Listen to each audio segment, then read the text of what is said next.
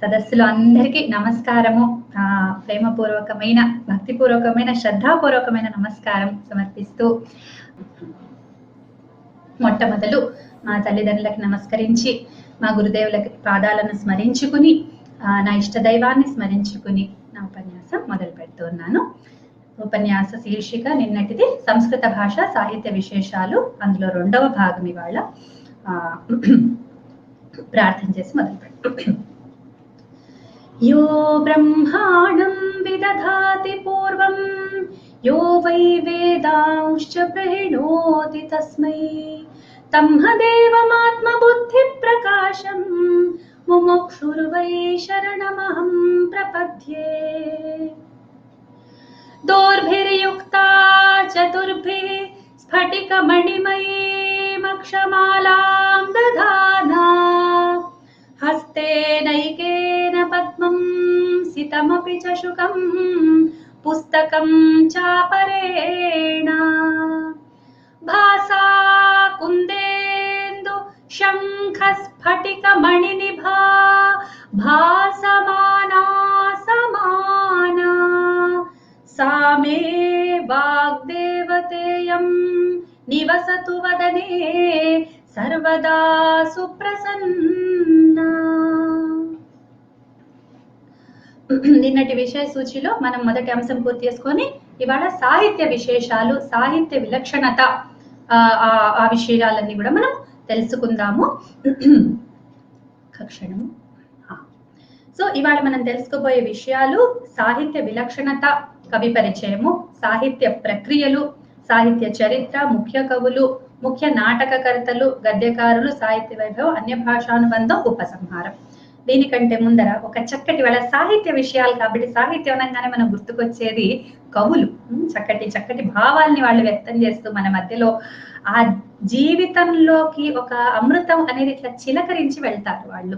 మనం ఎటువంటి మూడ్లో అన్నా ఉండని, సంతోషంగా ఉంటే సంతోషం ఇంకా పెరుగుతుంది, బాధలో ఉంటే బాధంతా పోయి సంతోషంలోకి వస్తుంది. కాబట్టి ఇట్లా వాళ్ళు చల్లి మనలోకి ప్రాణం చల్లి వెళ్తూ ఉంటారు. అది అనుభవిక వేద్యం. మీరు చక్కగా ఒక కావ్యం తీయండి కాళిదాసు, మీకు అర్థమైపోతుంది. అటువంటి కవులందరినీ ఒక చోట చేరిస్తే మీరు ఆలోచన, ఒక్క కాళిదాసుకి మనం సంతోషిస్తాం. దాక పాతుమ్న ప్రథమం వ్యవస్యతి జలం, ఆ ఒక్కటి చెప్తే చాలా. అమ్మాయి ఇంటికి వెళ్తోంది, భర్త ఇంటికి వెళ్తూ వెళ్తూ ఆమె ఏమేమి అక్కడ పోగొట్టుకోబోతోంది అని ఆ కణ్వుడు, ఆయన కూడా మహర్షి, అన్ని సర్వసంగ పరిత్యాగైన ఆ తండ్రి, అసలు అదొక విచిత్రమైన అనుబంధం అనుకోండి.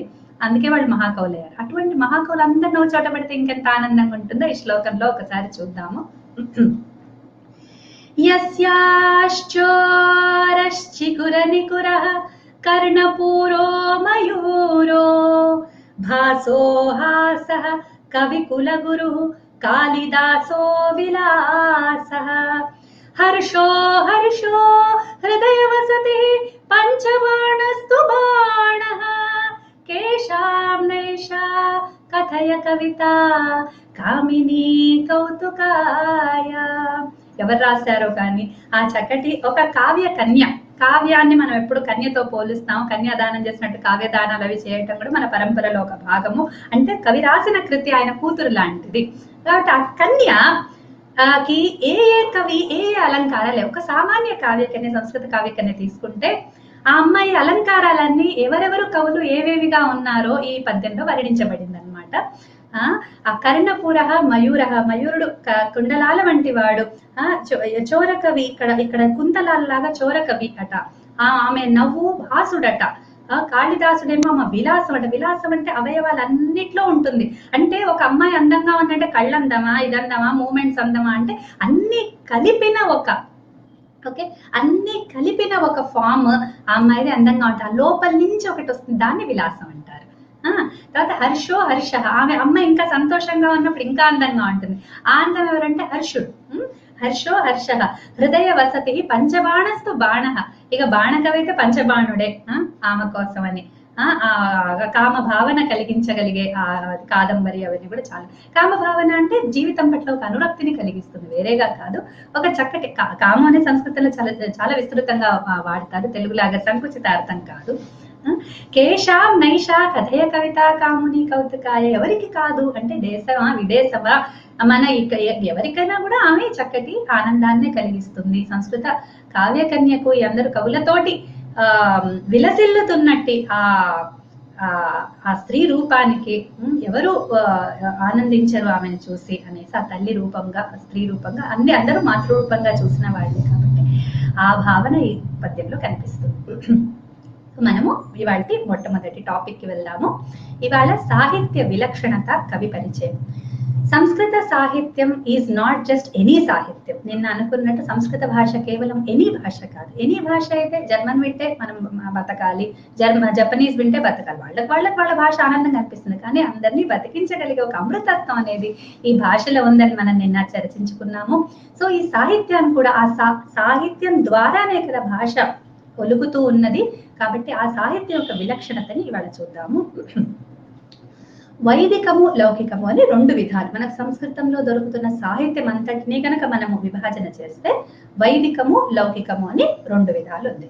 అందులో మనం ఇప్పుడు వైదికం గురించి మనము దాని సాహిత్యము అని మనము సంస్కృత వాంగ్మయం అంటే మొత్తం ఉన్న, అంటే సంస్కృతంలో లిఖిత రూపంలో మనకు లభిస్తున్నటువంటి మొత్తాన్ని కనుక ఒక చోట పెడితే అదంతా వాంగ్మయం అవుతుంది. సో వైదికం వాంగ్మయం అవుతుంది, లౌకికమేమో సాహిత్యం అవుతుంది. అంటే లౌకికమేమో కవికర్మ, మనం మామూలు మనుషులు వాల్మీకి దగ్గర నుంచి మొదలుపెట్టి ఆది కావ్యం రామాయణం దగ్గర నుంచి మొదలుపెట్టి మనము చేసుకుంటూ వస్తున్నాం. చూసుకుంటూ వస్తున్నదంతా కూడా మనకి లౌకిక సాహిత్యం. ఈ లౌకిక సాహిత్యంలోకి వస్తే మనము అందులో ఉండే కావ్యాలు, నాటకాలు ఇవన్నీ కూడా ప్రతిదీ కూడా ప్రాచీన జీవన విధానానికి అర్థం పడతాయి. మనము సంస్కృత టీచర్స్ కి సాహిత్యం కూడా ఒక చరిత్ర కూడా ఒక పేపర్ ఉంటుంది. అందులో వాళ్ళు చెప్పమని అడుగుతారు, చెప్పండి సామాజిక కండిషన్స్ చెప్పు అంటే ప్రతి కవి దాంట్లో అప్పట్లో వైదిక జీవన విధానం ఉండేది, చాతుర్వర్ణి వ్యవస్థ ఉండేది, ఈ విధంగా మొదలుపెడుతుంది. నాకు ఎంత నవ్వు వస్తుందంటే, అవును ఇప్పుడు వచ్చి మొన్నటి దాకా వ్యవస్థ విచ్ఛిన్నమైంది, ఇప్పటికీ ఉంది మన దగ్గర వర్ణ వ్యవస్థ. ఇప్పుడు సన్యాసులు లేరా, గృహస్థులు లేరా, బ్రహ్మచారులు లేరా సమాజంలో ఎప్పుడూ ఉన్నారు. కాబట్టి అవి ఇంకా కాస్త పటిష్టంగా ఉండే, అప్పుడెప్పుడో ఉండేవి, ఇప్పుడు లేవు అంటానికి లేదు, ఇప్పుడు కూడా ఉంది. కాకపోతే కొంచెం ఫార్మ్స్ అవి మారినాయి అంతే. మనం మళ్ళీ తిరిగి తెచ్చేసుకోవచ్చు అప్పటి వైభవాన్ని. సో అవన్నీ అక్కడ మనకు కనిపిస్తాయి, అప్పటి జీవన విధానాలు అవన్నీ కూడా. తర్వాత వస్తు వైవిధ్యంలోకి వస్తే ఎన్ని విషయాలు వీళ్ళు స్పృశించారంటే, ఇప్పుడు ముఖ్యంగా భారతాన్ని, రామాయణాన్ని అవి ఉపజీవ్య కావ్యాలు. సో వాటిని ఆధారంగా తీసుకొని వీళ్ళ కావ్య రచనలన్నీ చేశారు. సో మనకి ఎంతమంది రాముళ్ళు, ఒకే రాముడు ఎన్ని రకాలు కనిపిస్తాడు, ఒకే కృష్ణుడు ఎన్ని రకాలు కనిపిస్తాడు, ఒకే ద్రౌపది, ఒకే ధర్మరాజు, ఎన్ని రకాల వాళ్ళు రూపాల్లో కనిపిస్తారు. అంటే ఏ కవి ఏ విధంగా భావిస్తే ఆ ధర్మరాజు ఎట్లా అయిపోతాడు, ఆ కృష్ణుడు ఎట్లా అయిపోతాడు, ఆ విధంగా వాళ్ళు ఆ వైవిధ్యాన్ని తీసుకొని వచ్చాడు. ఒకే వస్తువుని తీసుకున్నప్పటికీ అందులో అంత వైవిధ్యం చూపించగలిగారంటే ఇంకా అసలు అన్ని వస్తువులను ఒక చోట పెడితే ఇంకెంత వైవిధ్యం ఉంటుంది అనేది మనకి కనిపిస్తుంది. అంటే ఇందులో ఉన్న వైవిధ్యాన్ని మనం ఇతర భాషలతో పోల్చి ఒక్కొక్కసారి, అంటే సంస్కృతంలో అంతా కూడా ఎప్పుడు ఒక హీరో, హీరోయిన్ ఇవే ఉంటాయి, రాజుల కథలు ఇవే ఉంటాయి, ఇట్లానే తీసి పడేయటానికి లేదా తీసి చదివితే కానీ అందులో తెలియదు. వాళ్ళు టీవీల గురించి రాసి ఉండకపోవచ్చు, సినిమాల గురించి రాసి ఉండకపోవచ్చు, సంస్కృత కవితల్లో మనకి ఆ వైవిధ్యం మనకు దొరక్కపోయి ఉండొచ్చు, క్రైమ్స్ గురించి రాసి ఉండకపోవచ్చు, అది కూడా చెప్తున్నాను. క్రైమ్స్ మీకు వెతికినా దొరకవు సంస్కృతం సాహిత్యంలో. ఇవాళకి కూడా ఇవాళ రేపటి సాహిత్యం చూడండి, మీకు క్రైమ్ స్టోరీస్ దొరకవు. కాబట్టి క్రైమ్స్ రాసి జనాల్ని సస్పెన్స్ల్లో పెట్టి వాళ్ళ మానసికంగా వాళ్ళని ఒత్తిడికి గురి చేసి బతికున్న వాళ్ళని కూడా చంపేసే ఉద్దేశాలు సంస్కృత కవులకు ఎన్నడూ లేవు. ఆ కాలంలోనూ లేవు, ఈ కాలంలోనూ లేవు. సంస్కృతానికి చంపటం రాదు, బతికించటమే వస్తుంది. కాబట్టి ఆ వస్తు వైవిధ్యం అంటే చూడండి, ఒక రాముడిని తీసుకొని రకాలుగా రాసి అంత అలరింపజేసి ఇవాళకి వాళ్ళు నిలబడగలిగారంటే ఆ కావ్యం యొక్క గొప్పతనం. మీరు ఒక్క క్షణం ఆలోచించండి. మీకు రాముడు తెలియదా, రామాయణం తెలియదా, మీరు చదవలేదా, మీకు పరిచయం లేదా?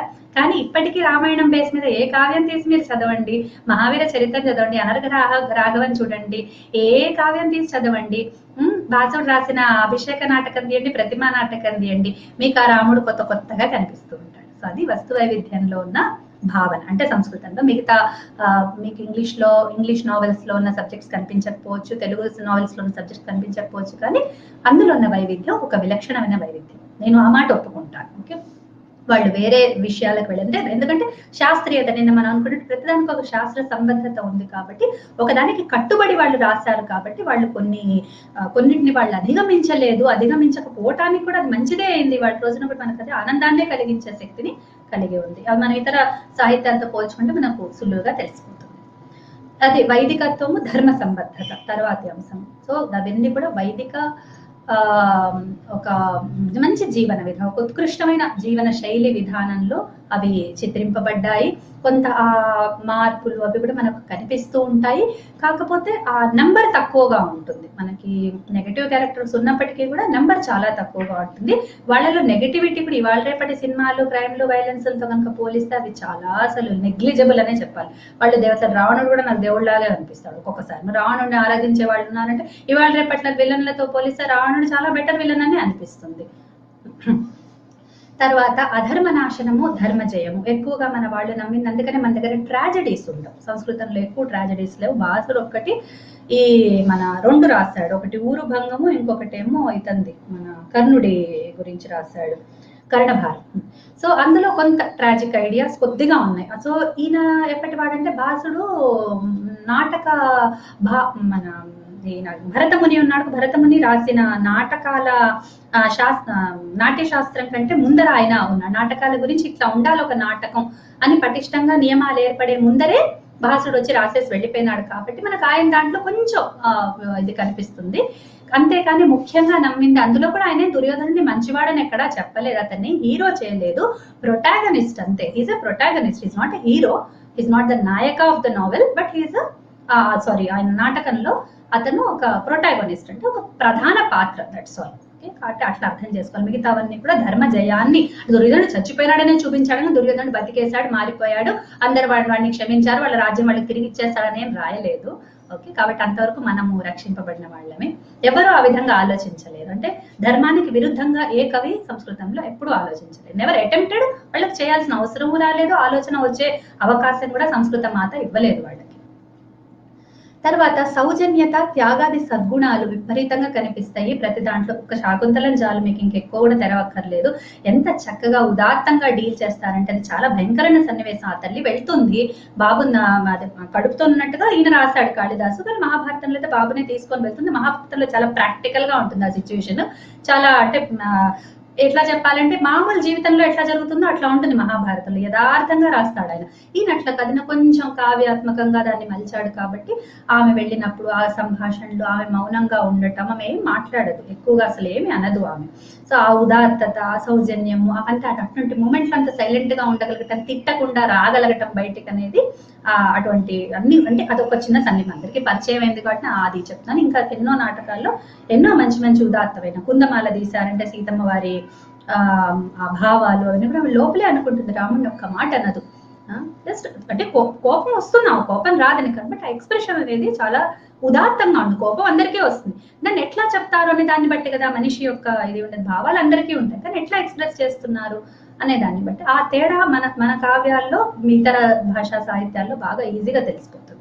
సో త్యాగం ఎక్కడెక్కడ మంచి త్యాగాది సద్గుణాలన్నీ కూడా చాలా ఉదాత్తంగా వర్ణించారు. నాగానందం తీసుకుంటే అతను జీమూత వాహనుడి క్యారెక్టర్ తీసుకోండి, చాలా ఉదాత్తంగా ఉంటుంది. కొంత బౌద్ధం అవి కలుపుకొని మనం సంస్కృతాన్ని తీసుకుంటాం, అంతగా కాకపోయినా కొద్దిగా వాటిని కూడా కన్సిడర్ చేస్తాం. కావ్యత్వము సంస్కృతంలో ఉన్నాయి కాబట్టి అవి కూడా మనం కన్సిడర్ చేస్తాం. తర్వాత మానవ జీవన విలువలు, మంచి విలువల్ని వాళ్ళు చిత్రీకరించారు ఎంత వీలైతే అంత. పాశ్చాత్య సాహిత్యానికి అతి విరుద్ధంగా ఉంటుంది. నేను ఇంగ్లీష్ లిటరేచర్ చదువుకున్నాను కాబట్టి అది ఎందుకు చదివాను రా భగవంతుడా అనిపించేటువంటి నవళ్ళు కూడా నేను చదివాను.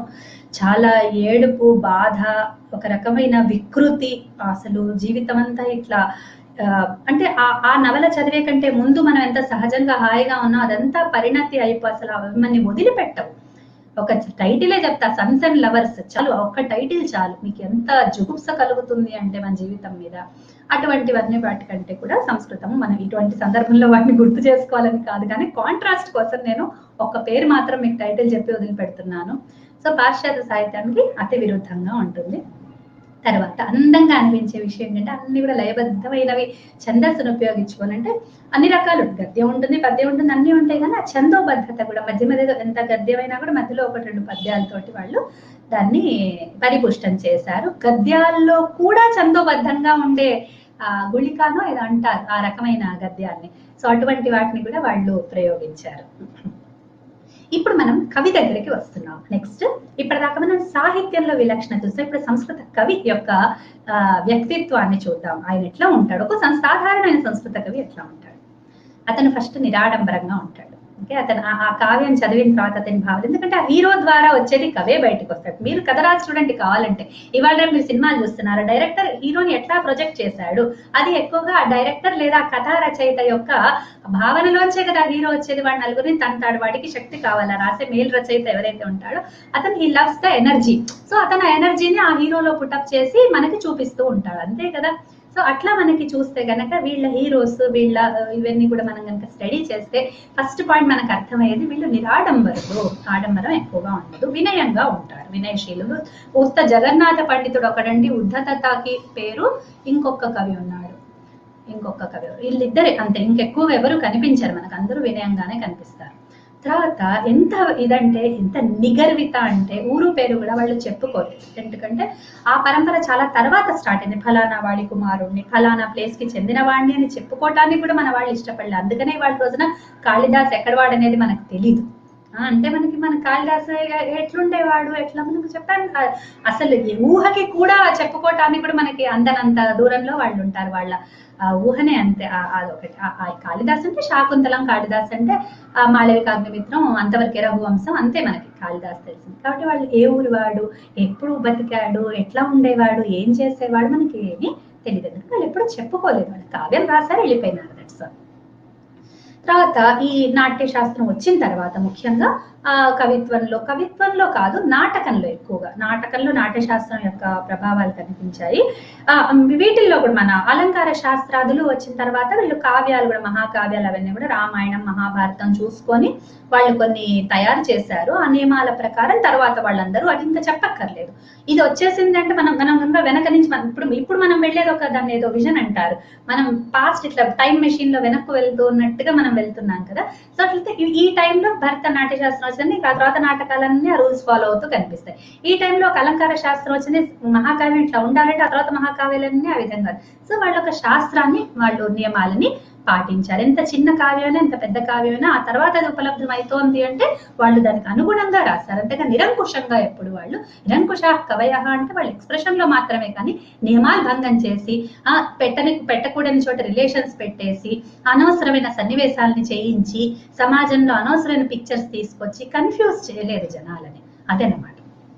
ఉద్దండత చాలా తక్కువ కనిపిస్తుంది సంస్కృతంలో.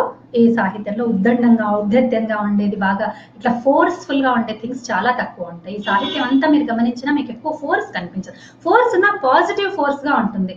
ఇప్పుడు పడుకున్న ఉన్నవాడిని మనం లేపుతున్నారే, లేరా పని చేసుకోరా అంటే అక్కడ ఫోర్స్ ఉందా, బలవంతం ఉందా, ఆ టైప్ ఒక చోదనం ఉంటుంది. కానీ ఉద్దండత అనేది మనకి ఒకళ్ళొకళ్ళు కొట్టుకోటాలు, తన్నుకోటాలు, అన్న వీరత్వం ఉంది, వీరత్వం వేరు, అది వేరు, అది ఉండాల్సిన ప్లేస్. ధర్మమైన వీరత్వం మనకు ఒక కాన్ఫిడెన్స్ ఇస్తాం. కృష్ణుడు వెళ్ళి చాణుడిని ముష్టికుడిని చంపేసిన సీన్ లో చాలా యుద్ధం వర్ణిస్తారు.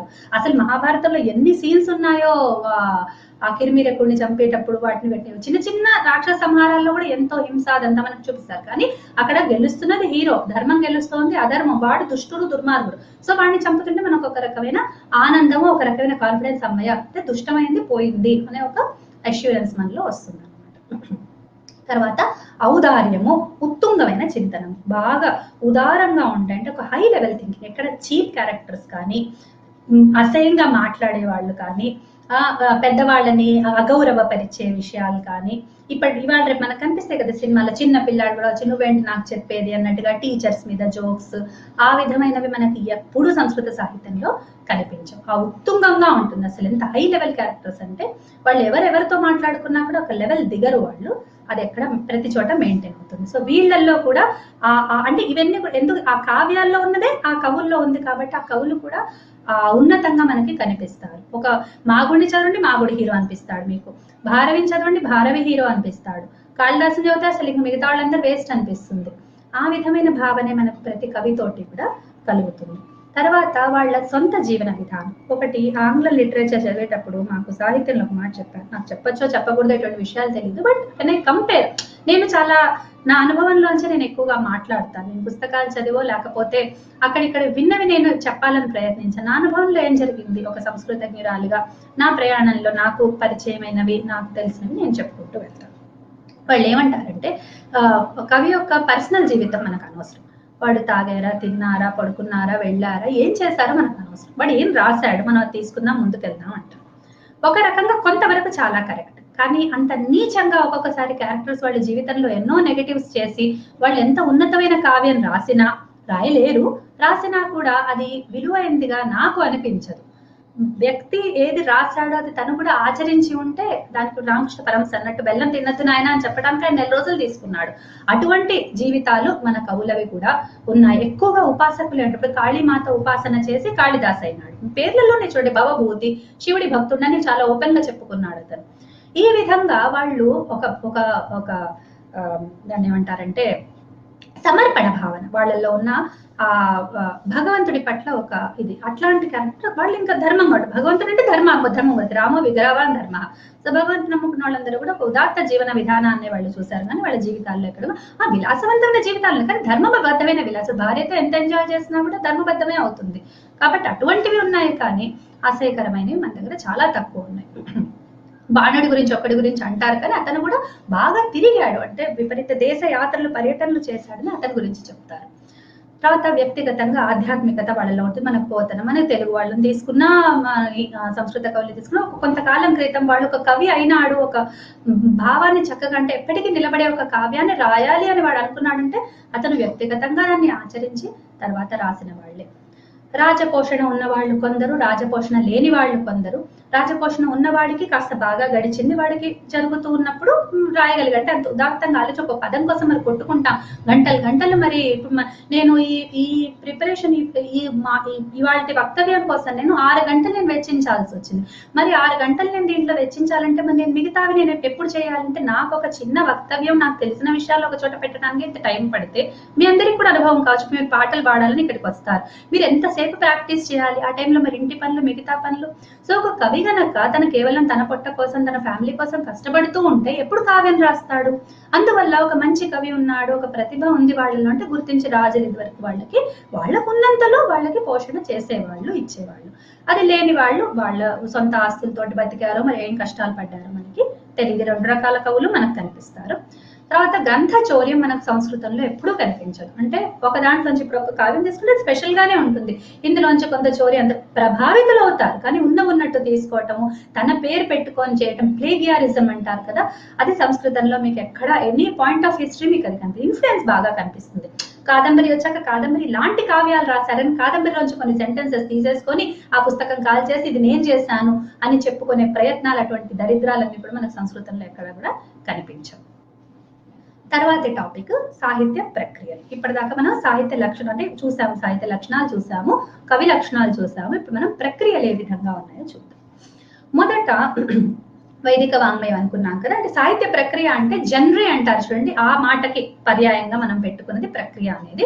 అంటే ఒక కవిత్వంగా ఇప్పుడు ఒకే భావాన్ని మనం సెంటెన్స్ లో చెప్పచ్చు, స్టాంజాలో చెప్పచ్చు, ఒక మీటర్డ్ సెంటెన్స్ చెప్పచ్చు, నార్మల్ చెప్పచ్చు, అట్లా చిన్న చిన్న సెంటెన్సెస్ ఆయన చెప్తాడు కదా మనకి, ముత్యాల సరాలుగా చెప్పచ్చు, ఆట వెలదిగా చెప్పచ్చు, లేకపోతే ఒక దండకంగా చెప్పచ్చు, స్తోత్రం అయితే గనక. ఆ విధంగా రకరకాల దాన్ని ప్రక్రియ అంటే చిన్న పరిచయం తెలియని వాళ్ళ కోసం చెప్తున్నాను.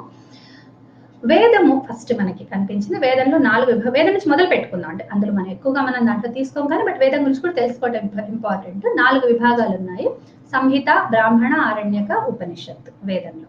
తర్వాత వేదాంగాలు వచ్చాయి, అవి 6 వేదాంగాలు: శిక్ష, వ్యాకరణం, ఛందో, నిరుక్తం, జ్యోతిషం తథా కల్పశ్చేతి షడంగాని వేదస్యాహుర్ మనీషిణః.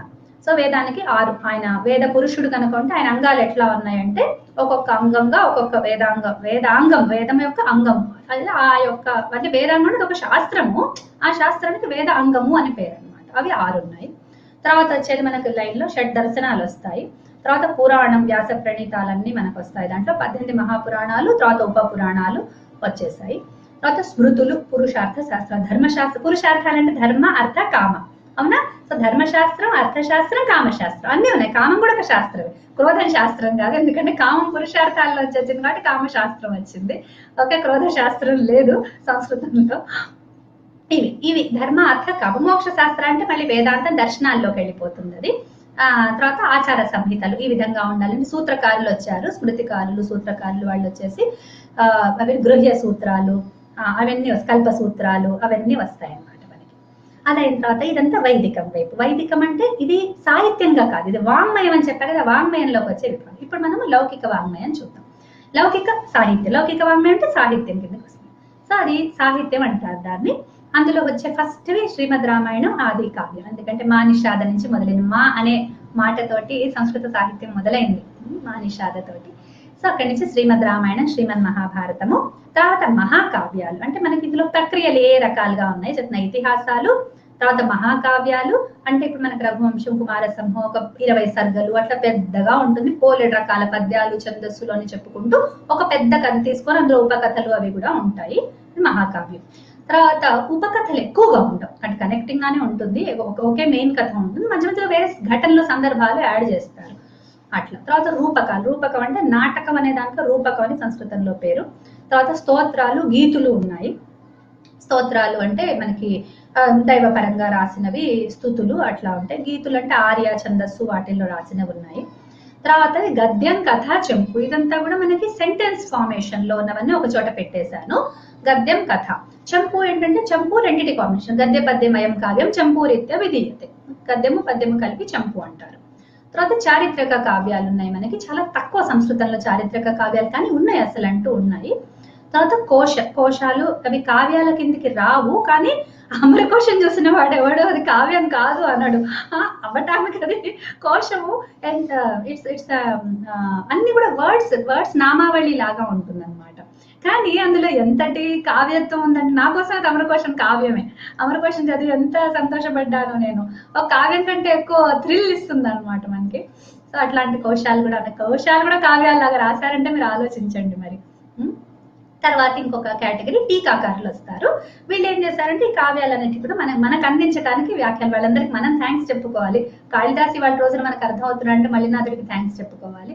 అందులో ఉన్న అర్థాలు, లేని అర్థాలు, ఒక్కోసారి కవి కూడా తెలియదు ఎంత గొప్పగా రాశానని, అటువంటి అర్థాలను కూడా వెలికి తీసుకొచ్చేవాడు టీకాకారుడు. సో ఇన్ని రకాల సాహిత్య ప్రక్రియలు చాలా స్థూలంగా చెప్తున్నాను నేను. ఇంకా ఇందులో ఉపరకాలు చాలా ఉంటాయి, రూపకాలే 10 రకాలు ఉంటాయి, మహాకావ్యాలు 8 రకాలు అని చెప్పేసి. మళ్ళీ అందులో లఘు కావ్యాలు ఉంటాయి, సందేశ కావ్యాలు, రకరకాలుగా ఉంటాయి. నేను అవన్నీ తీసుకొని చాలా స్థూలంగా నేను చెప్తున్నాను. తర్వాత ఇప్పుడు మనం వచ్చేది సాహిత్య చరిత్ర. సాహిత్య చరిత్రలోకి మనము వస్తున్నాము. మనకి చరిత్ర చెప్పే విధానం, సాహిత్య చరిత్ర అంటే మిగతా చరిత్ర కాదు. మిగతా చరిత్ర ఎట్లాగో దెబ్బతిని ఉన్నానులేండి, అసలు దాని నుంచి మాట్లాడింది అనవసరం. సాహిత్య చరిత్రలో ముఖ్యంగా భారతీయులు, పాశ్చాత్యులు ఇద్దరు కనిపిస్తారు మనకి. భారతీయులు కూడా అంటే మనకు పాశ్చాత్యులు వచ్చేసి ఎన్ని రకాలుగా మనని అనకూడదు, కానీ మన మీద మనకి మీకేం చేత కాదంటే అన్ని తెలిసిందా. మా నాయనమ్మ చెప్పిన స్టోరీ నుంచి, మా బామ్మగారు చెప్పిన స్టోరీ మీతో పంచుకుంటాను. మీకు అందరికి తెలిసిందే, కాకులు హంసల స్టోరీ. నేను చెప్పకుండా ఉండలేను. ఈ స్టోరీ ఎంత వాస్తవం ఉందంటే దాంట్లో హంసలు మానసరోవరంలో విహరిస్తూ ఉంటాయి. అందులో కాకులు వస్తాయి. అక్కడికి కాకులు వస్తే మనసు నుంచి ఒకసారి పక్కకు వచ్చాయి అవి హంసలు. అక్కడ కాకులు ఉన్నాయి, కూర్చొని ఉంటాయి, 2 మాట్లాడుకుంటున్నాయి అన్నమాట. కాకులు అడిగినాయి, ఎక్కడి నుంచి వచ్చారు మీరు తెల్లగా ఉన్నారు అంటే, మేము ఇట్లా మానసరోవరం నుంచి వచ్చాము అంటే, ఓహో అవునా, మానసరోవరం బాగుంటుంది, చాలా అందంగా ఉంటుంది, ఎంత అసలు అక్కడ చాలా రసరమ్యంగా అట్లా మలయ మారుతా అన్ని వర్ణిస్తాయి. అవి వర్ణిస్తే కాకులు ఉంటావు, నా అంత బాగుంటాయి, అక్కడ నత్తగుల్లలు ఉంటాయా అని అడుగుతాయి. అప్పుడు వీటికేమో తెలియదు నత్తగుల్లలు అంటే ఏంటో. నత్తగుల్లలు అంటే ఏంటి, నత్తగుల్లలు లేవా మీ దగ్గర, అబ్బా నత్తగుల్లలు లేకపోతే అదేం మానసరోవరం వేస్ట్ అన్నాయంట. పాపం హంసలు బాధపడ్డాయి, అయ్యో నత్తగుల్లలు అంటే మనకు అక్కడ లేవు, ఇవేవో చాలా గొప్పవై ఉంటాయి అని అనుకుంటాయి అన్నమాట. సో అదే మనతోటి కూడా జరిగింది, ఎగ్జాక్ట్ గా మనతోటి కూడా జరిగింది అదే. కాబట్టి వాళ్ళ మూల్యాంకన విధానం మన మూల్యాంకన విధానంలో చాలా తేడా ఉంటుంది. సో వాళ్ళు ఎంతసేపటికి వాళ్ళ దానికంటే తర్వాతే మనవన్నీ జరిగాయని ప్రూవ్ చేయడానికి చాలా ప్రయత్నాలు వాళ్ళు చేస్తే, మన దేశంలోకి రావటమే కాక, మన సొమ్ములు తింటమే కాక, మనవన్నీ సంపదలు నాశనం చేయటమే కాక, మన థింకింగ్ మీద దెబ్బ కొట్టి, మన పాస్ట్ మీద దెబ్బ కొట్టి, మన ఫ్యూచర్ థింకింగ్ అంటే ఈ పాస్ట్ ఇంకా చెడగొట్టేస్తే ఫ్యూచర్ థింకింగ్ మీద దెబ్బ పడుతుంది కదా. అంటే ఉదాహరణకు చెప్తున్నా, సైంటిస్టులు అందరూ విదేశం వాళ్ళే. భారతదేశంలో సివి రామన్ కూడా లేడు, మన కోసం అయితే లేడు కదా, మనం చదువుకోం సివి రామన్. మా బాబాయ్ గారు ఇంజనీర్ కాబట్టి ఆయనకు బాగా తెలుసు. ఎంతమంది ఇండియన్ సైంటిస్టుల పేర్లు ఉన్నాయి మీకు తెలిసినవి చెప్పండి. ఇవాళ రోజున పాత వాళ్ళని వదిలిపెట్టేసేయండి, ఓకే, మనకు తెలియరు ఎవరు, మనకు అన్ని సైంటిస్టులు అంటే న్యూటన్ అక్కడే మొదలవుతుంది, అక్కడే అయిపోతుంది, వాళ్ళ సైంటిస్టులనే మనము సైంటిస్టులుగా చెప్పుకుంటున్నాం. అటువంటి ఒక థింకింగ్ మనలోకి బాగా వచ్చేసింది. సో అదే విధానం చరిత్ర మీద కూడా కొట్టింది అనమాట. అందువల్ల నేను ఎంఏ చదివేటప్పుడు కూడా మా వాళ్ళు రాయమంటే కూడా నేను రాసేదాన్ని కాదు. విదేశీయుల ప్రకారం వాళ్ళ గణన ఏంటి, చాలా రాయాలమ్మా, రాస్తేనే మార్క్స్ వస్తాయంటే నేను రాయనని చెప్పాను. ఎందుకు రాయాలి నేను, నా ఒక భండార్కర్ చెప్పాడు నేను రాస్తాను, ఆ విషయం నేను రాస్తాను. అప్పుడు కాళే చెప్పారు నేను రాస్తాను. ఎవరెవరు మన దగ్గర చరిత్రకారులు ఉన్నారో మన వాళ్ళు చెప్పినవన్నీ నేను పాయింట్స్ రాస్తాను. కానీ నేను వేరే వాళ్ళు ఎవరేం చెప్పాడు, ఇంకెవరో ఏం చెప్పారు నాకు అనవసరం. వాళ్ళు నా సంస్కృతి వాళ్ళకి తెలియదు, నేను ఎందుకు రాయాలి వాళ్ళ గురించి అనే ఒక థింకింగ్ నాకు మొదటి నుంచి ఉండేది. సో ఆ స్వాభిమానంతో కనుక మనం చదువుకుంటే బహుశా మనకు చరిత్ర ఇంకా బాగా అర్థమవుతుందేమో.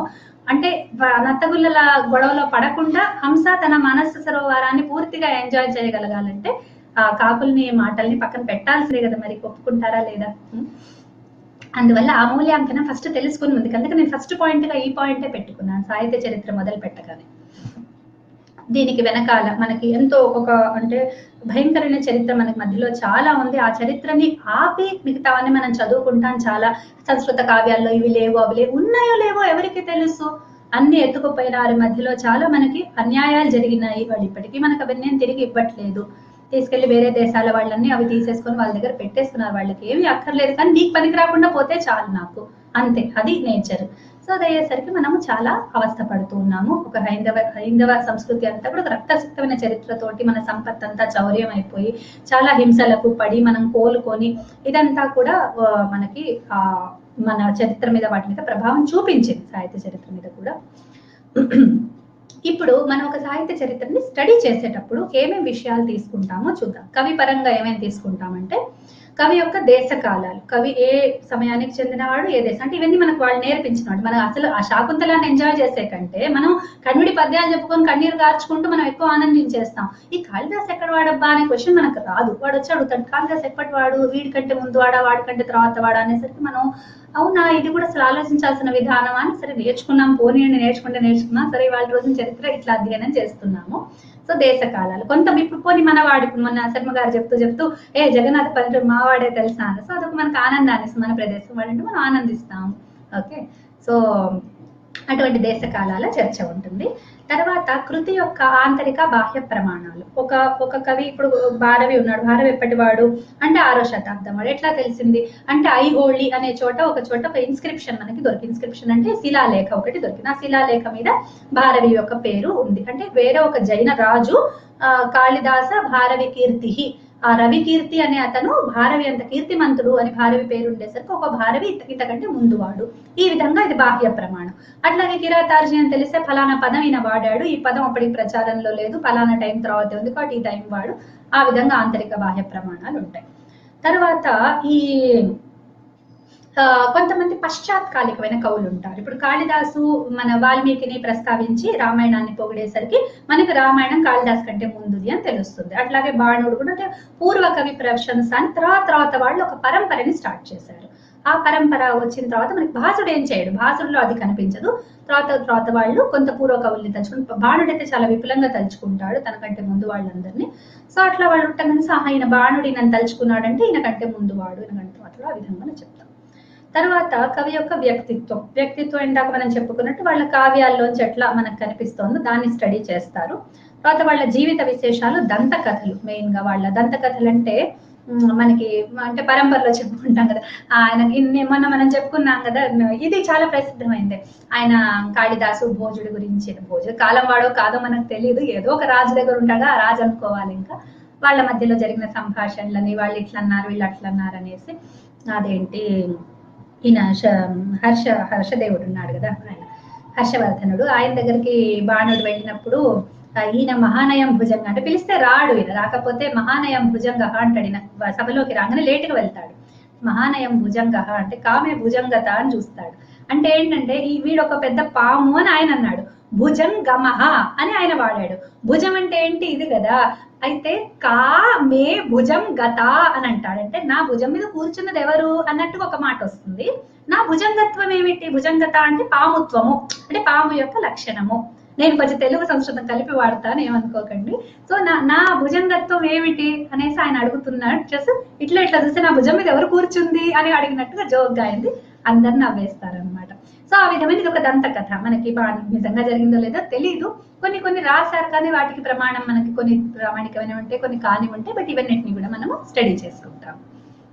తర్వాత రచన చూసినప్పుడు ఏమేమి స్టడీ చేస్తామంటే దాంట్లో ఎన్ని అధ్యాయాలు ఉన్నాయి, లేదా ఎన్ని విభాగాలు, కొన్ని సర్గలు అంటారు, కొన్ని ఉచ్ఛేదాలు అంటారు, కొన్ని రకరకాల వాటి పేర్లు కూడా భలే ఉంటాయి. చాప్టర్స్ పేర్లు పెట్టే విధానం కూడా శబ్దకల్పద్రుమంలో చూస్తే అధ్యాయ అనే వర్డ్ మీరు వెతకండి శబ్దకల్పద్రుమంలో, మీకు అధ్యాయంలో ఒక్కొక్క ఈ శాస్త్రంలో అధ్యాయాన్ని ఈ మాట అంటారు, ఈ కావ్యంలో అధ్యాయాన్ని ఈ మాట అంటారు, అలంకార శాస్త్రంలో ఈ మాట అంటారు అనుకుంటూ ఆయన రకరకాల అధ్యాయానికే ఎన్ని పేర్లు ఉంటాయో అందులో మనకు తెలుస్తుంది.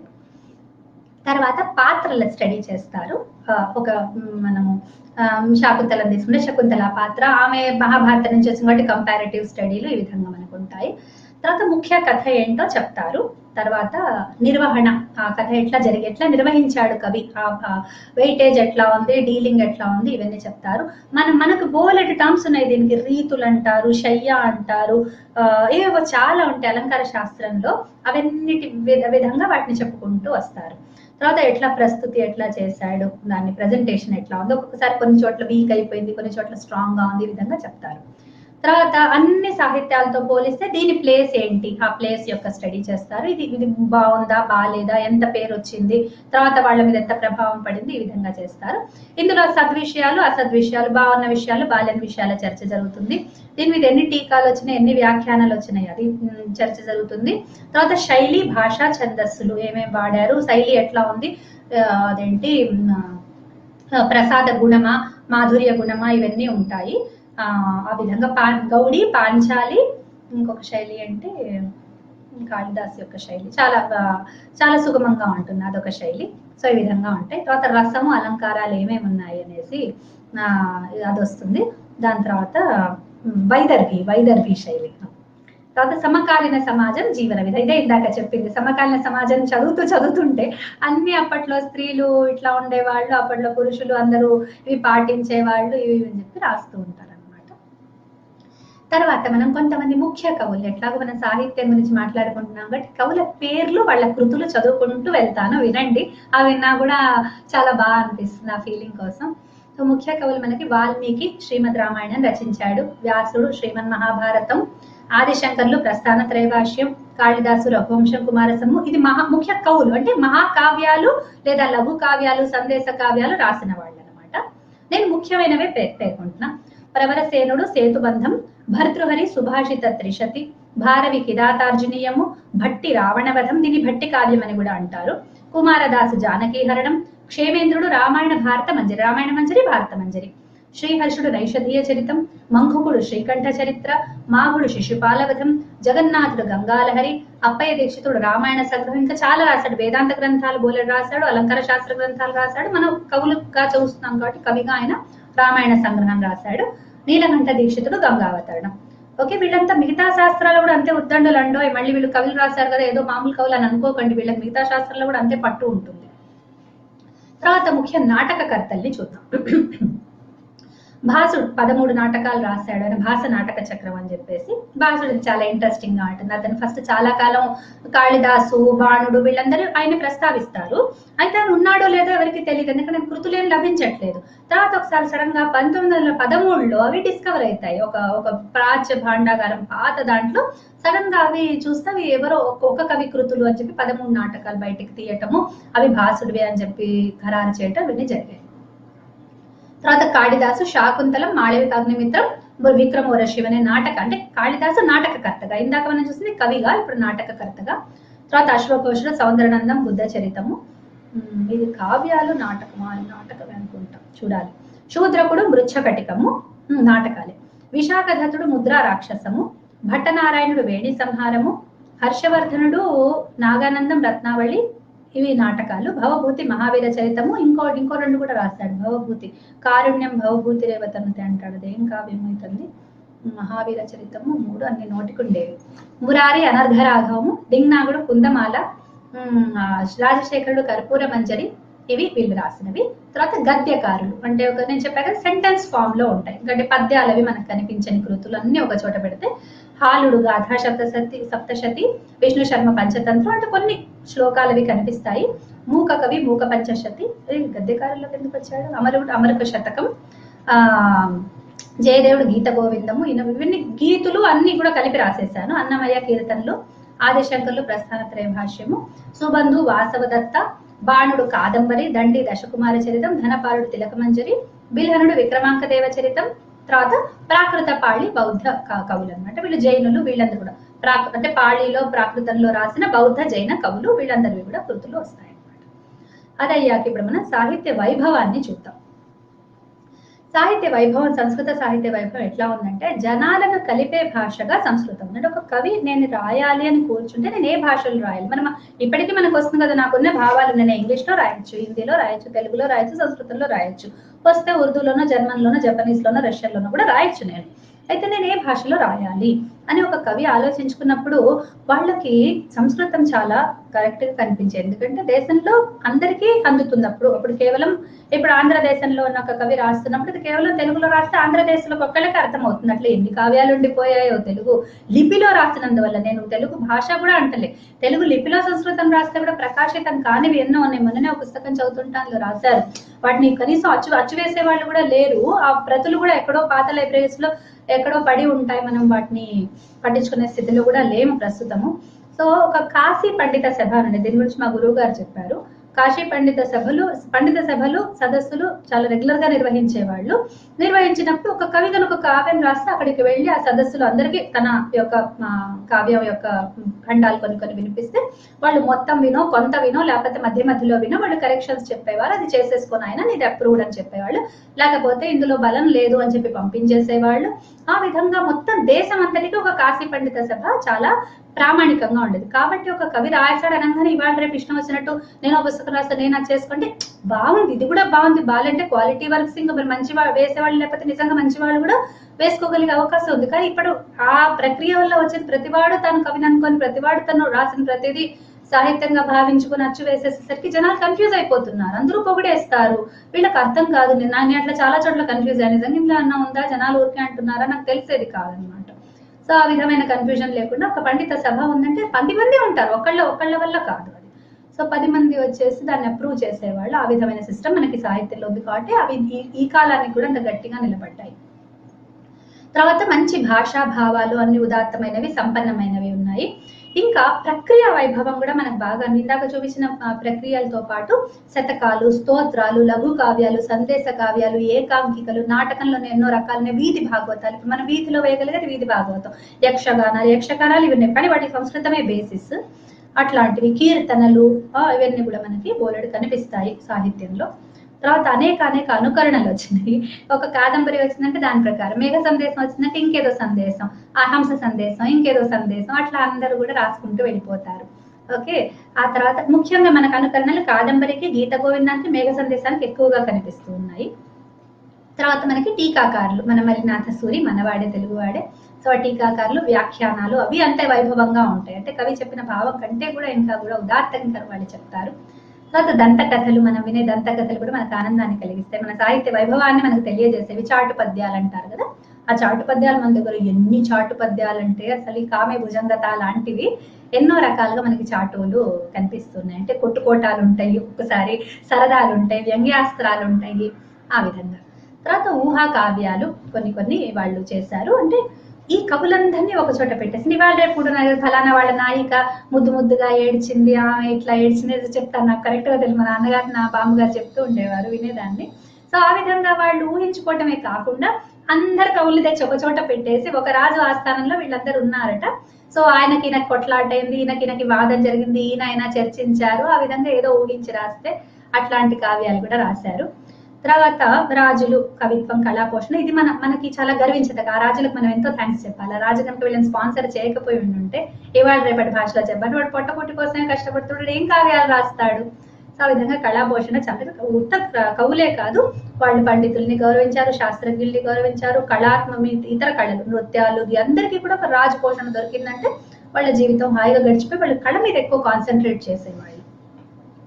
సో జనాదరణ పొందే విధానాల కోసం వాళ్ళు సంస్కృతాన్ని తీసుకునేవాళ్ళు, మంచి ప్రసిద్ధమైనవి తీసుకునేవాళ్ళు. అది కూడా ఉంటుంది, ప్రసిద్ధమైన కావ్యమే తీసుకోవాలి. ఒక నాట్యం, ఒక అభినయం అమ్మాయి చేస్తోంది, ఆ అమ్మాయి ఒక ఇతివృత్తాన్ని నేను చూసాను. నాట్యాలు మనం మాకు ఇక్కడ మహతి ఆడిటోరియంలో జరుగుతూ ఉన్నప్పుడు చూశానన్నమాట. వాళ్ళు చెప్తున్నప్పుడు మనకి నెమ్మదిగా ఏం జరగదు, ఒక లైన్ దగ్గర ఆపేస్తారు అంటూ అంటూ అంటూ అక్కడ అమ్మాయి అభినయించడం స్టార్ట్ చేస్తుంది. కానీ అది కనుక మనకు ప్రసిద్ధమైంది కాకపోతే మనకు అమ్మాయి ఏం చేస్తుందో తెలియదు. ఒక ఫర్ ఎగ్జాంపుల్ బలి కథ చెప్తూ ఉండొచ్చు, లేకపోతే వెంకటేశ్వర స్వామి ఏదన్నా కథ ఇతివృత్తం తీసుకొని చెప్తూ ఉండదు. సో అదంతా కూడా జనాదరణ కోసం వాళ్ళు ప్రసిద్ధమైన వాటి మీద ఎక్కువగా ఉన్నారు. తర్వాత పాశ్చాత్యులు ఇతర దేశస్తులపై ప్రభావం కూడా మనం గర్వించదగిన విషయము. సో వాళ్ళు తీసుకొని ఎంత దాన్ని ఆదరించారు, ఏమేం చేశారు, ఎట్లెట్లా వాళ్ళు ఫీల్ అయ్యారు అనేది కూడా మనకు చాలా మంది కన్వర్ట్ కూడా అయిపోయారు. అంటే మన సంస్కృతులు అవి వాళ్ళకి నచ్చి మన దేశంలోకి ఒకళ్ళుగా కూడా అయిపోయిన సందర్భాలు ఉన్నాయి. తర్వాత విదేశీ భాషా అనువాదాలు, మనం ఒక పంచతంత్రానికే ఎన్నో 100 భాషల పైగా అది అనువాదమైంది. తర్వాత రామాయణం ఇంకా చెప్పక్కర్లేదు ఎన్ని భాషల్లోకి అనువాదమైందో. ఆ విధంగా తీసుకుంటూ కొన్ని కావ్యాలు, ఫర్ ఎగ్జాంపుల్ బుద్ధ చరితానికి మన దగ్గర అది కనిపించట్లేదు, అది చీనీ భాషలో తిబెత్ భాషలో కంప్లీట్ గ్రంథం అక్కడ కనిపిస్తుంది. సో దాని సంస్కృత బేస్ లేకపోయినా మనకు అసలు స్టోరీ తెలుస్తుంది. ఒకవేళ చైనీస్ కానీ టిబెట్ కానీ వచ్చిన వాళ్ళు ఆ కావ్యాన్ని మనకు చెప్పగలుగుతారు అనమాట. సో అసలు అశోక్ ఘోషుడు రాసింది మన దగ్గర లేకపోయినా అనువాదాల్లో బతికున్నవి కూడా అట్లా చాలా ఉన్నాయి. అట్లా ఇంకొకటి ఏంటంటే మనకి ఈయన బృహత్ కథ, గుణాఢ్యుని బృహత్ కథ కూడా అట్లాంటి గ్రంథమే. ఆ గ్రంథం పోయింది, ఆ కవే ఆయన కొంచెం దాన్ని కోపం వచ్చేసి ఇది చేసేస్తే తర్వాత దాని ఆధారం మీద వేరే వాళ్ళు కొన్ని కావ్యాలు రాశారు. కథా సరిత్ సాగరం, బృహత్ కథా మంజరి, ఇంకొకటి. దానివల్ల మనకు ఆ మూలంలో ఇట్లా ఉండేదేమో అని మనం అనుకుంటాం. ఆ విధంగా అట్లా కూడా మనకి కొన్ని దొరికాయి. తర్వాత అన్య భాషానుబంధం అనేది మనకి శర్మ గారు ఇచ్చిన ఒక విలక్షణమైన వినూత్నమైన ఒక టాపిక్ అనిపించింది నాకు. నేను కేవలం తెలుగు సందర్భంలో చెప్పదలుచుకున్నాను ఆ విషయము. ఇతర భాషలు నాకు అంతగా, వాళ్ళ సాహిత్యాలు నాకు అంతగా తెలియవు, 1-2 వింటమే తప్ప. అందువల్ల నేను తెలుగు గురించే మాట్లాడతాను. అనువాద సాహిత్యం తీసుకుంటే మనకి ఇతిహాస పురాణ కావ్యాదులన్నీ కూడా మనకి తెలుగులో, మనకు ప్రారంభిక సాహిత్య చరిత్ర తెలుగుది తీసినా కూడా మీకు సంస్కృతంతోనే స్టార్ట్ అవుతుంది. ఎందుకంటే సంస్కృతం రామాయణం, భారతం వాటిలోని ఇతివృత్తాలు తీసుకోకుండా వాళ్ళు చేయలేదు కాబట్టి. అనుకరణ సాహిత్యం, ప్రబంధాలు, ఒక అనువాద సాహిత్యాలు అవి. తర్వాత అనుకరణ సాహిత్యాలేమో నేను ఈవెన్ కవిత్రయం వాళ్ళది స్వతంత్రం వరకే, అసలు మహాభారతంలోంచి చాలా పెంచి రాశారు, చాలా మార్చి రాశారు, క్రియేటివ్ గా కూడా రాశారు, కొన్ని సందర్భాలు లేనివి కూడా జోడించారు. సో ఆ విధంగా చేసినప్పటికీ కూడా నేను దాని అనువాద సాహిత్యంగానే భావిస్తాను. తర్వాత అనుకరణ సాహిత్యంగా ప్రబంధ కవులు వాళ్ళని తీసుకోవచ్చు, పురాణాల బేసిస్ మీద వాటి మీద వాళ్ళు చేశారు. తర్వాత వస్తువు, శైలి, భాష అన్నిట్లో కూడా సంస్కృతాన్ని ఎక్కువగా వాళ్ళు అనుకరించారు. వాళ్ళు రాద్దామని కూర్చున్నప్పుడు వాళ్ళు సంస్కృతాన్ని ఎక్కువగా ఫాలో అయ్యారు. వస్తు నిర్వహణ ఎట్లా నిర్వహించాలి అన్నట్టు అందులో ఉదాత్తత, గంభీరత, ఏవైతే వాళ్ళ కావ్య లక్షణాలు పాటిస్తూ, నాటక లక్షణాలు పాటిస్తూ చేయటం ఉందో, కొద్దిగా ప్రబంధాల్లో తప్పుతారు, అవి విశృంఖలత్వం మనకు కొద్దిగా కనిపిస్తుంది. కానీ మనం దాన్ని సంస్కృతం యొక్క ప్రభావం కింద మనం తీసుకోవాలో లేదో నాకు తెలియదు. సో కొంత అందులో ఉన్న అంశాలు తీసుకుంటూ ఇంకో కొంత వెళ్ళి పెంచాలని తీసుకోవాలంతే. తర్వాత సంస్కృత శబ్దాల యొక్క ప్రాచుర్యం కూడా మనకు బాగా కనిపిస్తుంది పద్యాల్లో కూడా. అంటే అచ్చ తెలుగు పదాలు ఉన్నప్పటికీ కూడా ఇంకా సంస్కృత శబ్దాలు కూడా మనకు బాగా కనిపిస్తాయి. ఛందస్సు, పద్య రచన రీతులు అవన్నీ కూడా అనుకరించారు. ఛందస్సులు చాలా తీసుకున్నారు సంస్కృతంలోంచి, తెలుగు వాళ్ళ ఛందస్సులు ఉన్నవి విడిగా ఉన్నాయి. మనకు అర్ధపద్యం చూస్తే ఆర్యాలాగానే ఉంటుంది అది కూడా. తర్వాత శాస్త్రీయత ప్రమాణాల కోసం వాళ్ళు సంస్కృతాన్ని ఆశ్రయించారు. ముఖ్యంగా సంగీత క్షేత్రం, కావ్యాలు కవులే కాకుండా మనకు సాహిత్యం ఇన్వాల్వ్ అయింది. సంగీత క్షేత్రంలో కూడా మనకు సాహిత్యం ఇన్వాల్వ్ అవుతుంది. శిల్పకళ వాటిలో పెద్ద సాహిత్యం మనకు రాదు, కానీ సంగీతంలో చాలా సాహిత్యం వస్తుంది కాబట్టి నేను దాన్ని కూడా గణిస్తున్నాను. ముత్తుస్వామి దీక్షితులు, త్యాగరాయ స్వామి, అన్నమయ్య వీళ్ళందరూ కూడా మనకి సంస్కృత ప్రభావంతో రాసిన ఇవి శైలి మనకు కనిపిస్తుంది. కవిత్రయ భారతం, పోతన భాగవతంలో కూడా మనకు చాలా సంస్కృతం కనిపిస్తుంది. తెలుగు వ్యాకరణ ఛందస్సు, వ్యాకరణ శాస్త్రం మీద మా స్నేహితురాలు ఒక అమ్మాయి ఇది చేసింది, మా సంస్కృత సోదరి అమ్మాయి. ఆ అమ్మాయి చేసిన పిహెచ్డి థీసిస్ ఏంటంటే తెలుగు వ్యాకరణాలపై సంస్కృత వ్యాకరణాల ప్రభావం. సో చూస్తే మనకి బాల వ్యాకరణం అవి ఉన్నాయి కదా, వాటిల్లో సూత్రం తయారు చేసే శైలి ఉన్న సూత్రం తెలుగులోనే అయినా కూడా దాన్ని నిబద్ధం చేసేది, వాడిన పదాలు, దాన్ని ఏమంటారు ఆర్డర్, క్రమాన్ని పెట్టటము, ఏర్పరచడం, అదంతా కూడా మనకి సంస్కృత వ్యాకరణ ప్రభావంతో చేసింది మనకు చాలా. అంటే కేవలం సాహిత్యమే తీసుకోలేదు నేను, తెలుగు భాష మీద అనుబంధము, అన్య భాషానుబంధం తీసుకున్నప్పుడు అన్ని కన్సిడర్ చేస్తున్నాను నేను. శాస్త్రాలు, వేదాంగాలు అన్ని తీసుకొని నేను చెప్తున్నాను. ఛందస్సులు, అలంకార శాస్త్రాలు నిర్వహించే విధానము, అవన్నీ కూడా ఏదో కావ్యం కూడా ఉండాలి, అలంకార శాస్త్రం కూడా, ప్రతాపరుద్రియము అటువంటివి కనుక చూస్తే వాటి మీద మనకి సంస్కృత ప్రభావం చాలా డైరెక్ట్ గా కనిపిస్తుంది.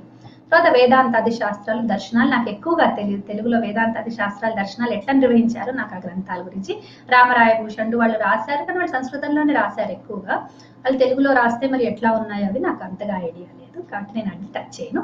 తర్వాత నేను చదివిన దాంట్లో జానపద గీతాలు, దేశ సాహిత్యము, దాంట్లో మనకు రామాయణాదులు అవన్నీ వచ్చినప్పుడు కొంత భావాలు అవన్నీ కూడా స్వతంత్రంగా వాళ్ళు చెప్పినప్పటికీ, చాలా కొత్తవి వాళ్ళు చేర్చినప్పటికీ మూలాన్ని వాళ్ళు ఎప్పుడు దెబ్బతీయలేదు. ఆ మూలం యొక్క దాన్ని ఏమంటారు, ఆ గౌరవాన్ని, మూలం యొక్క గౌరవాన్ని వాళ్ళు భద్రంగా కాపాడుతూ ముందుకు వెళ్ళాక దాన్ని భంగపరచలేదు. ఆ విధంగా ఉంది. ఇప్పుడు మనం ఉపసంహారంలోకి వద్దాము.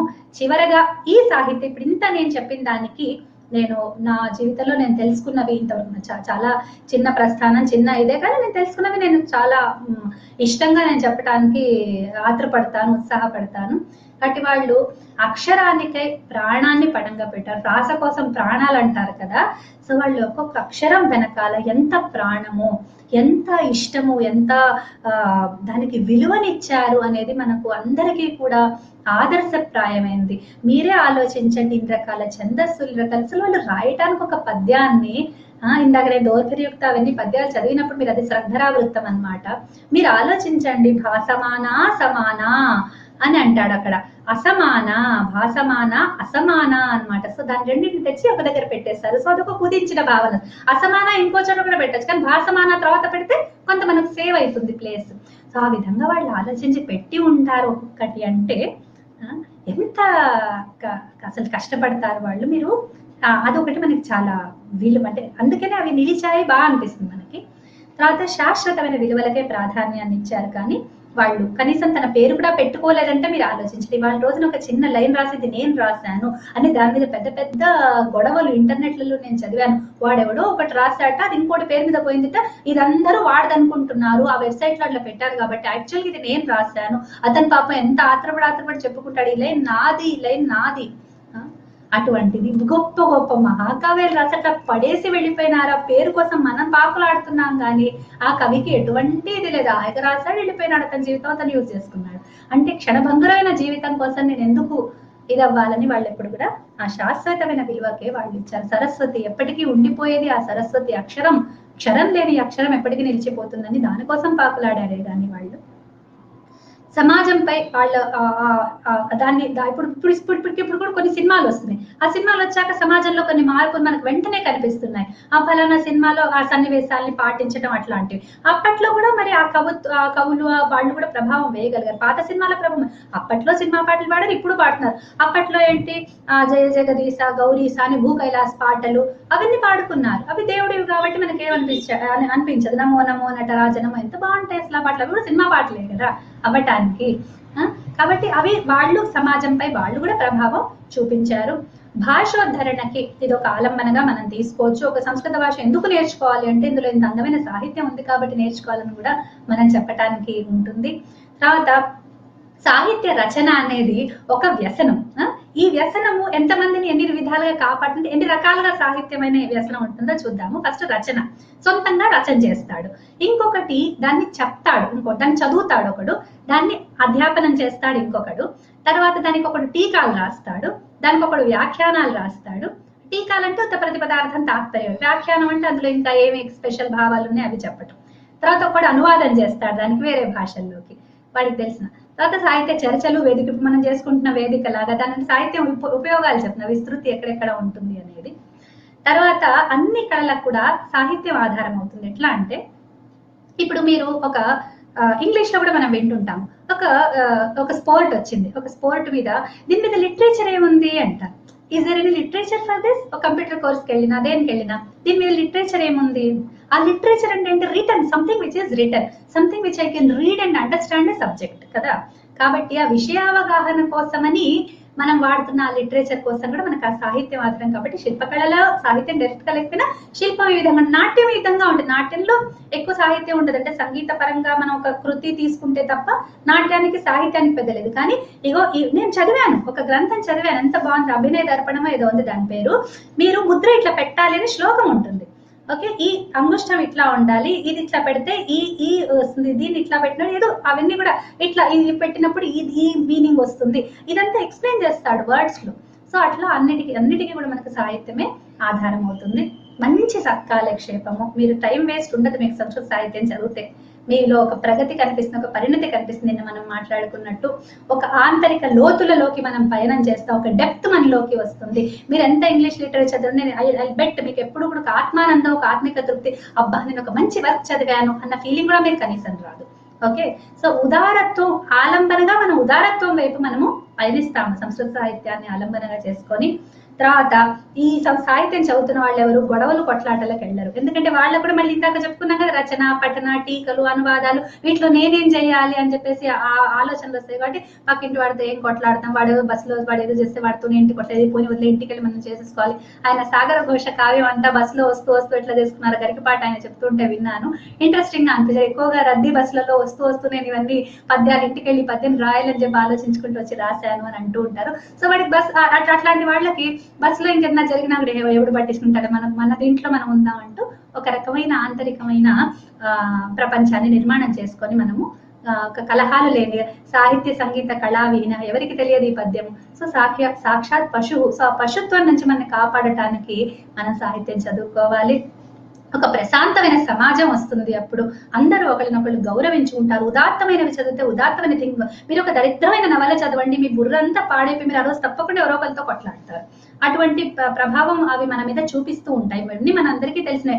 ఒక సినిమా చూద్దామని ఎంటర్టైన్ అవుదామని సినిమా పెట్టుకున్నాం, సినిమాలు అన్ని కూడా అధర్మం అవన్నీ చూపించేసరికి మన మనస్సంతా పాడైపోయి వికలమైపోయి మనలో ఒక రకమైన లేని వికృతులన్నీ మనలో పుడతాయి. సంస్కృత సాహిత్యంతో ఆ భయం మనకి ఎప్పుడు ఉండదు. సో స్వస్థమైన ఒక స్వస్థమైన పోటీ విధానం మనలో వస్తుంది. మనం పోటీ పడతాం కదా, ధర్మబద్ధంగా మనం పోటీ పడతాం. ఇంతటితోటి నా వక్తవ్యాన్ని ఒక పద్యంతో నేను పూర్తి చేస్తున్నాను.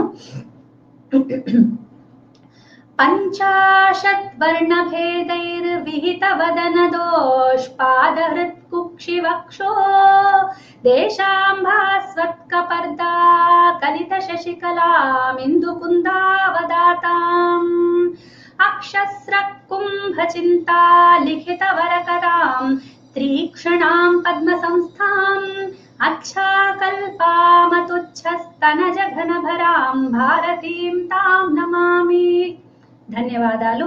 స్వస్తి. సర్వం శ్రీమన్నారాయణార్పణమస్తు.